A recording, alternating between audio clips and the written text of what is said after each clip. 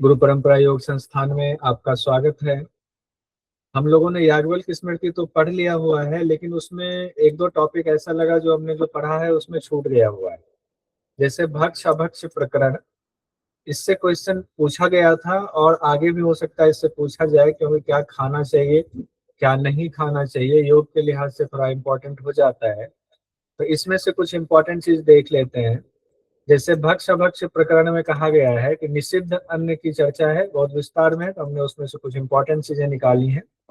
इसमें कहा गया अनादर से अगर कोई दिया हुआ अन्न हो तो उसको नहीं खाएंगे, वो निषिद्ध अन्न माना जाएगा।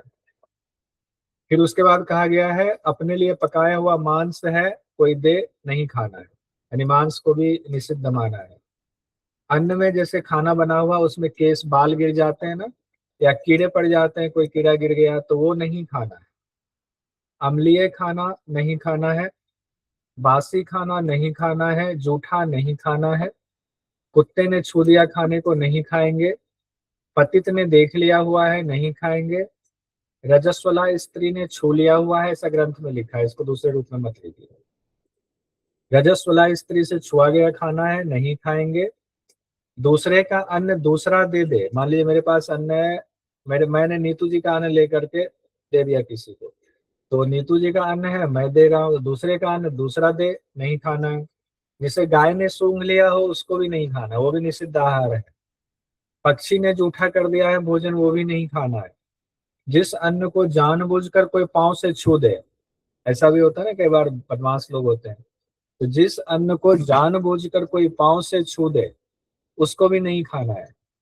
अब कहा गया है कि एक बासी खाना मना किया गया है, लेकिन एक चीज कहा गया है, अगर किसी अन्न में घी और चिकनाई बहुत अच्छे से डला हुआ है तो वो बासी भी खाया जा सकता है, ये ध्यान रखिएगा। एक यहाँ पर बात दिया गया है, कोई ऐसा भोजन है जिसमें खूब चिकनाई डली हुई है, वो भले ही बासी हो तो उसको खाया जा सकता है।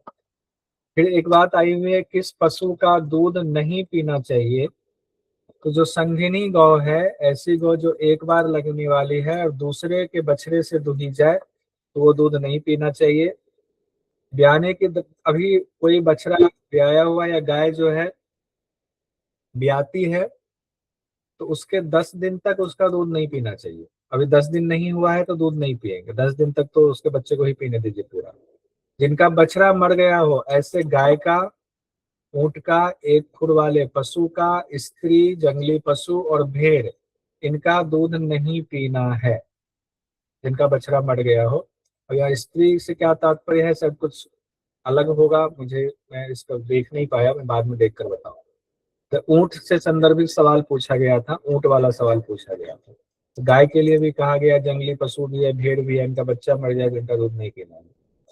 फिर कहा गया ऐसा अन्न जो देवता के नाम से पकाया गया, होता है ना घर में खीर बना हुआ है भगवान को चढ़ेगा, तो ऐसा अन्न जो देवता के निमित्त पकाया गया है लेकिन अभी देवता को चढ़ाया नहीं गया है, उसको हविष्यान कहा जाता है, यानी होम नहीं हुआ है, तो उससे पहले, देवता को चढ़ाने से पहले ऐसा अन्न नहीं खाएंगे।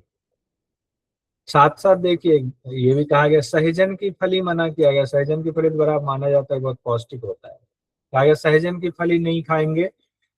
ऐसे पेड़ जिसमें से गोंद निकलते हो वो भी मना किया गया, नहीं खाएंगे, उसके भी फल वल नहीं खाएंगे। मल स्थान में अगर कोई साग सब्जी है, कोई पहले तो खुले में लोग शौच करते थे, मल स्थान मान लिया, उसमें कोई साग भाजी पैदा हो जाए तो उसको भी नहीं खाएंगे। एक कटफूल के बारे में कहा गया, बहुत सालों बाद पैदा हुआ कटफूल है, वो भी अभक्ष्य माना गया है। फिर देखिए एक इंपॉर्टेंट चीज ये भी है, प्याज हम लोग खाते हैं, प्याज है, ग्राम सूकर है, कुकुरमुत्ता, इसको छत्राक कहा गया, जिसको हम लोग मशरूम कहते हैं, खूब चाव से खाते हैं मशरूम। ग्राम कुक्कुट है, लहसुन है, गाजर है, अगर इन्हें जानबूझकर खाया जाता है तो चंद्रायन व्रत करना चाहिए, अगर जानबूझकर खाया जाता है तो चंद्रायन व्रत करना चाहिए। फिर कहा गया पंजेदार, पंजेदार, सेधा, गोध, कछुआ, शाही, खरहा, इनका मांस खाने योग्य है। अब इसमें ये बात भी कही गई है, गृहस्थों के लिए है, योगियों के लिए नहीं। पंजेदार, सेधा, गोद, खचुआ, शाही, खरहा, इनका मांस खाने योग्य है। फिर देखिए लास्ट में आएगा तो सब संशय दूर हो जाएगा। थोड़ा दोष लगता है किसी चीज से, किसी चीज से बड़ा दोष लगता है, जैसे कहा गया है आपात स्थिति हो जाए, प्राण पर बनाए के अब जब तक मांस नहीं खाएंगे तो प्राण नहीं बचेगा, तब तो खा सकते हैं।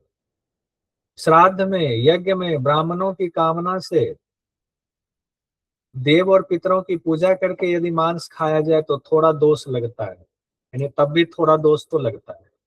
और अगर इसके विपरीत हो तो बड़ा दोष लगता है।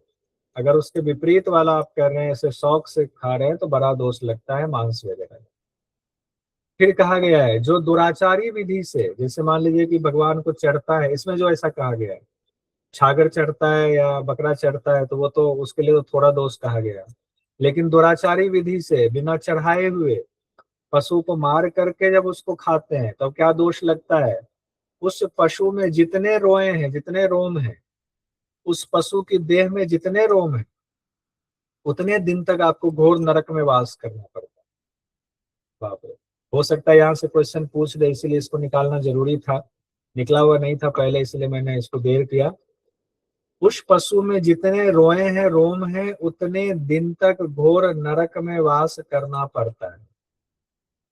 फिर बहुत इंपॉर्टेंट चीज कही गई है, अगर मांस खाना छोड़ दें तो सारे मनोरथ पूरे होते हैं और अश्वमेध यज्ञ का फल पाता है, फल मिलता है, ये भी कहा गया लास्ट में। फिर दूसरी बात कही गई, अंतिम लाइन है, मांस खाना छोड़कर घर में भी रहे तो वह ब्राह्मण मुनि तुल्य माना जाता है। यहाँ पर संपन्न हो गया भक्षा भक्ष प्रकरण, तो ये भी पढ़ना जरूरी था।